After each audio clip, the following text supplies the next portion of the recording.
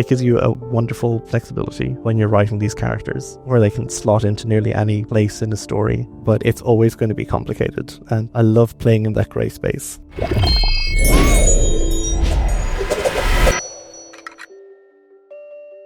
The last episode of Storycraft may have clued you into the fact that I've been on a bit of a vampire kick lately. I'm not the only one, though. These blood-sucking creatures have been enthralling people on an international scale since 18th century Europe's so-called Great Vampire Epidemic misattributed outbreaks of diseases like pellagra and rabies to monsters of Slavic legend. Vampires entered the media as depictions of malevolent nonconformity, spawning classics like Carmilla, Dracula, and Nosferatu.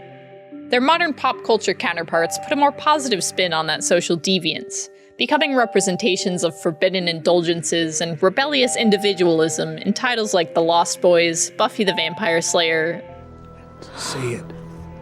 and Twilight. In video games, vampires are often cast as enemies and villains, but in my opinion, they're actually ideal for the protagonist role in fantasy RPGs. To explore why, and to get a behind-the-scenes look at how one of my favorite vampire characters of all time was created, I'm joined by the incredibly talented Stephen Rooney. Stephen, please introduce yourself and tell us a bit about your background in the video game industry. Hi, I'm Stephen Rooney. I've been working in games for about 10 years. The vast majority of that, I was a writer and then senior writer at Larian Studios, where I mostly worked on Divinity Original Sin 2, kind of from start to finish, and then Baldur's Gate 3, which is the one that has especially blown up and has been an absolute joy to be a part of. Did you always have an affinity for writing undead characters, or was that a role you found yourself in specifically at Larian? Yeah, writing undead was very much something that I kind of fell into at Larian. I don't know how that happened, and nobody else seems to know either, but they all seem to just gravitate towards me. There were a bunch of skeletons in Original Sin 2, most notably probably Fane, the undead Eternal, who I ended up writing, and it's just very, very funny to me that I have gone from kind of writing skeletons to writing vampires in Baldur's Gate. It's just something that my brain works for, particularly, I think. But it wasn't a choice. I'm definitely not complaining. Astarion is arguably one of the most beloved video game characters to come out of the past several years. What were the early stages of creating his character like, and how much input did you have on his essential traits? For example, did you know he was going to be a vampire from the very beginning? Yeah, so Astarion being a vampire was very much kind of built in from the start, or at least the very, very early days. He was a vampire tiefling, I think, briefly, which would have been fun. But yeah, I don't know if that was just too much. His development was very much a collaboration between me and Sven, the CEO and creative head of Larian, and there would be a lot of back and forth. So I had a lot of say over how his personality developed, but there were like particular things that they had in mind for the role that he was going to play in the game. He was always going to be beautiful, for example. I would have loved to have him nearly as an aging rock star or something, but I'm like, no, he's going to be an elf and he's going to be very pretty, and yeah, a lot of that was locked in like relatively early. But then he evolved the entire way through the creative process. There wasn't much of a point where I felt like, okay, this is it and there's nothing that we can change. It's great to work with a character that nearly has their own life. The more you write about them, the more that life kind of comes to the fore, and they start making decisions whether you want them to or not. It's always fun to hear about the different influences and sources of inspiration that help shape characters in progress. I remember Neil Newbon mentioning that he infused some of his friends' mannerisms, the Commedia dell'arte character Arlecchino, and a stray cat who hangs out in his garden into his performance of Astarion. And that the two of you had a really wonderful symbiotic relationship that allowed you to fine-tune Astarion's personality. Oh, absolutely. Working with Neil was a joy. A strange kind of experience because we didn't talk very much at all during the development, but we were always sending stuff back and forth to each other. I was always sending little voice notes along with his lines. I've described it as like a very weird pen pal kind of relationship, but the swagger that Neil brought to Astarion absolutely made its way. There was a feedback loop that went back into the writing, and I started to write it more for Neil. Neil started to play it a little bit differently, and we would just bounce back and forth kind of like that. Aside from Neil, of course, did you have any specific references, vampire or non-vampire, that you drew from when writing Astarion? Astarion obviously leans hard into the foppish vampire kind of thing, so he's quite classic in that sense. So, I mean, Dracula obviously was a source of inspiration. I know I did read the Polidori's vampire as well, like another very early classic vampire that leans even harder into the charming aristocrat kind of vibe. But it was important to us as well that we did have some moments that were just a little bit more animalistic, and you see that when the hunger really comes out in Astarion, when there's that desperation, that sense of, I mean, addiction was a thing that was always fairly close in my mind. That sense of like, okay, well, what is someone who's suffering from addiction? How desperate are they going to get? How are they going to treat the people around them? How aggressive? How much are they going to beg? This kind of stuff. So I probably ended up pulling as much from real life as I did from fiction for that. But I think that has helped people connect with them a lot.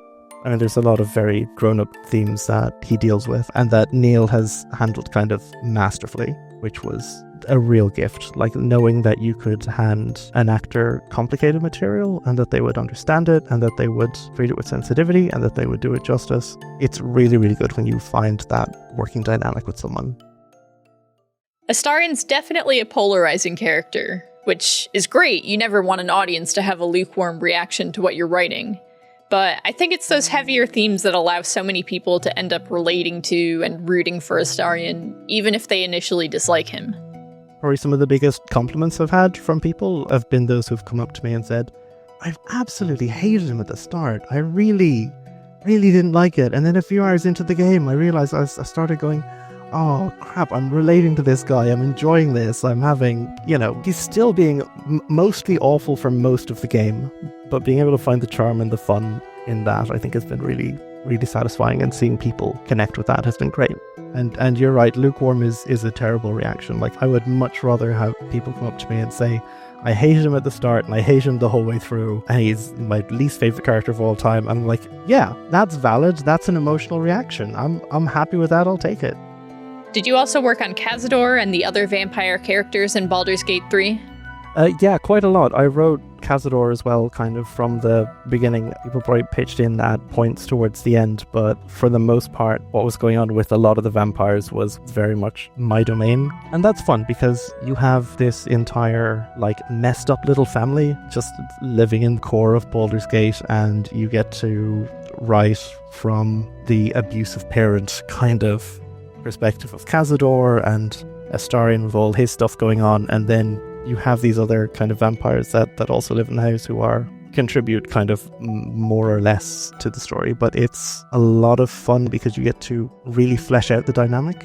That tended to be the way in Arion. Like, if you had one character and then you had a bunch of NPCs kind of relating to them, it was best if you kept the same person on all of those, because that's the easiest way to keep the story straight. The climax of Astarion's origin story, when he finally gets to confront Cazador, is one of the most emotionally impactful moments in the game for me. Yeah, it was really intimidating kind of writing that, because it's one of these situations where you have Astarion talking about this villain the entire way through the game, and you get to see so little of him until right at the end. There's a lot of pressure to get that right. The scene where they finally meet is obviously unbiased, but it's one of my favorites in the game. I think everyone did an amazing job with it, so it came together really well. In classic literature and film, vampires were often used to represent fear of the other, people who deviated from society's cultural, religious, or sexual norms. Do you think Astarion fits this archetype? And if so, to what extent was this intentional? He is definitely an other. That tends to be true of a lot of the undead. We always knew that Astarion was going to be other and was going to be floating around on the outskirts of the party, that he was going to be very difficult to get close to, very difficult to get to know, because he drinks blood and he's the threat. It's the equivalent of just having a tiger alongside with you the whole time and just really, really hoping that they're going to behave and they're not going to turn around and eat you. But more broadly, yeah, there's a lot of overlap with Astarion and the other. He's a relatively queer character. I mean, all of them in BG3 are kind of pan to some degree, but Astarion does talk about kind of seeing other men. There's undertones of at some points kind of kink dynamics with Astarion, and there's topics of abuse, of mental health, of kind of a lot of stuff that again separates you from a nice, happy, quote-unquote normal story. We knew from the start that there were going to be some ways in which this was going to be true, but a lot more of it kind of came and built up just as his story evolved, as he changed as a person, as he grew, as he developed. So yeah, it was a choice, and it was also just a thing that happened along the way, really. It was kind of inevitable in a lot of ways. Astarion has always come across as very intentionally queer-coded to me, more so than the other companion characters, which makes a lot of sense considering that queerness and the idea of sexuality as a form of power is so often a major theme in classic vampire stories. Yeah, it was one that came quite early in the development, was deciding that we were going to have him. I'm not sure if he ever really talks about relationships with women. He might do. He says a lot of stuff in the game, but he very definitely talks about relationships with men, and that's something that was a choice that we made very early on, that we did want that to be a part of his personality. So yeah, the queerness is fairly central to him, and as you say, it's central to a lot of vampire stories. A lot of vampire media also deals with issues of class, specifically as a critique of aristocracy. Did this factor into the decision to make Cazador and Astarion members of Baldur's Gate's upper echelon?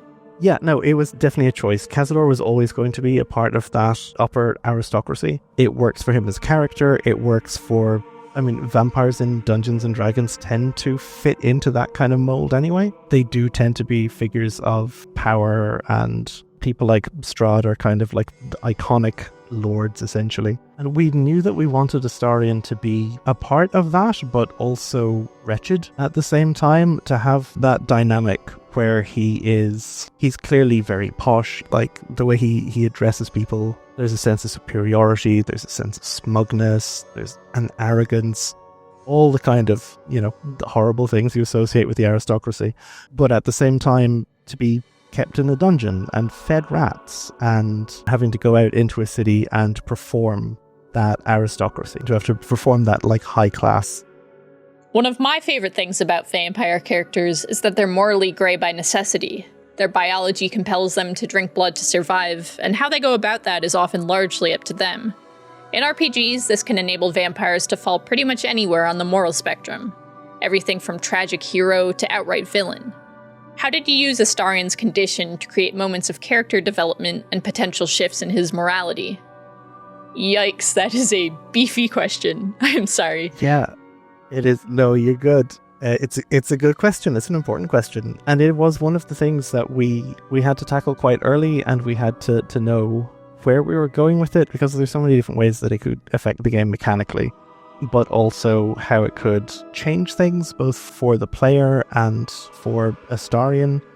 For example, like, are we going to let him turn the player into a vampire at any point? Will he be able to drink so much blood that you can die? These kinds of questions. And then what effect does it have on him?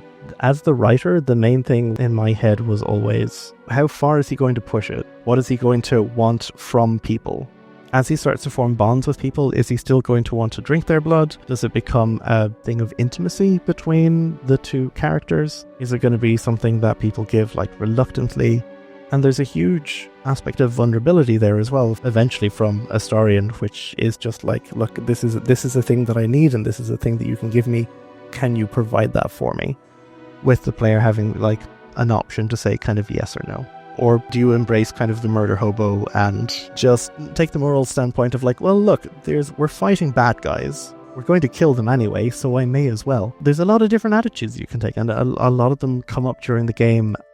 So it was a lot of fun exploring that. And I think more to the point, it was a lot of fun trying to provide the players with that full experience, because ultimately that's what you want. I can have all the fun in the world sitting behind a keyboard writing my silly stories, but other people, whether they're playing as Astarion or they just have them in his party, they need to be able to dig into that, and they need to be able to feel that this natural tension is being addressed and that they can resolve it or lean into it, kind of whatever they like. It gives you a wonderful flexibility when you're writing these characters, where they can slot into nearly any place in a story, but it's always going to be complicated, and I love playing in that grey space.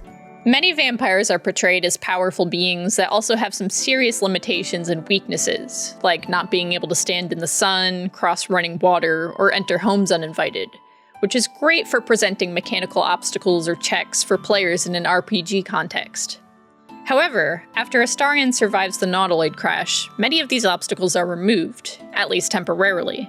Was this decision made to make gameplay more straightforward, for narrative reasons, or both? Both. I think absolutely both. I'm not really sure which came first. As soon as we knew that Astarion was going to be a vampire, we knew that there are particular rules that vampires have to follow in the Dungeons and Dragons world. And we also knew that if we applied all of those rules, the game would be unplayable.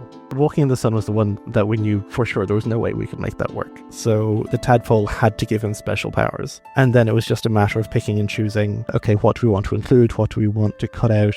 But as we made more and more of those decisions, you get to explore the character a bit more. And so then you have to deal with, okay, well, this is someone who hasn't seen the sun in 200 years. What does that feel like? How do they react to that? How do they react to that when they're surrounded by people who don't know that it's weird that you're standing in the sun? That obviously works at the start of the game, but then when you reach the end, you're suddenly having to make choices around, okay, well, these are abilities that Astarion has and is now kind of like semi-taken for granted. And at the end of the game, is he going to give that up? Is he going to go back into the shadows? Is he not going to be able to stand in the sun anymore? How does he feel about that? How does the player feel about that? What is he going to be willing to do to try and hang on to that? Even if we were able to have him as a fully functioning vampire TM, like, I would still want to have those choices there because they make him such an interesting character. And so, yeah, very much both. Another great thing about vampires is that they can fit into just about any setting because they're immortal creatures that have origin stories in many areas of the world. If you were writing a vampire character and the time and place in which they existed were completely up to you, what would you choose and why? I would quite like to see more vampires in, like, the classical world. Ancient Roman vampires, ancient Greek vampires, that would be fun. But I really like the idea of vampires in the future as well. There was a point where I was playing around with a vampires in space kind of idea, and I was like, okay, how does that work? They're in a spaceship. There isn't night and day. Are they always shielded from the sun? Do other stars still count as the sun? You start asking a lot of weird questions when you start thinking about spacefaring vampires, and I'm like, this is fun. This is a good time. It's a good fun thought experiment. I've heard some people discuss how a deep sea environment could be ideal since there's no sunlight and vampires don't need to breathe oxygen anyway. Oh yeah. There is a vampire squid, I think. Unfortunately, it doesn't drink blood. Finally, as a writer, fantasy novel fan, and TTRPG enjoyer, what would you say is your favorite fantasy creature to create, read about, or play as? I mean, I have ADHD. It changes so often. I have such love in my heart for vampires, but obviously I've been staring at them for so long that, I don't know, I do want to reach out and try other things. I have a long-standing fascination with fae. Like fae creatures who are so sinister and so familiar, and just the idea of different worlds living kind of side by side. There's a lot of stuff there that really appeals to me. I will change my mind nearly weekly, and I'll be like, no, I want to write about mummies. I want to dig into werewolves or Frankenstein-style monsters, constructs. This is the wonderful thing about fantasy. Like, you're never going to be stuck for something fun and interesting and new and innovative to play with. It's one of the best things about the genre. You will never get bored. Thank you, Stephen, for sharing your insight, and thank you for watching this episode of Storycraft. I've been a fan of Stephen's work for many years, and I'm so pleased that I was able to rope him into my vampire manifesto. Ultimately, vampires are a lot like humans, just with more power, more complications, and their own richly symbolic history, all of which make them excellent candidates for the protagonist role in RPGs. If you have a favorite fantasy species to play as, let us know why in the comments. Especially if your answer is vampire in space, because we have some questions for you.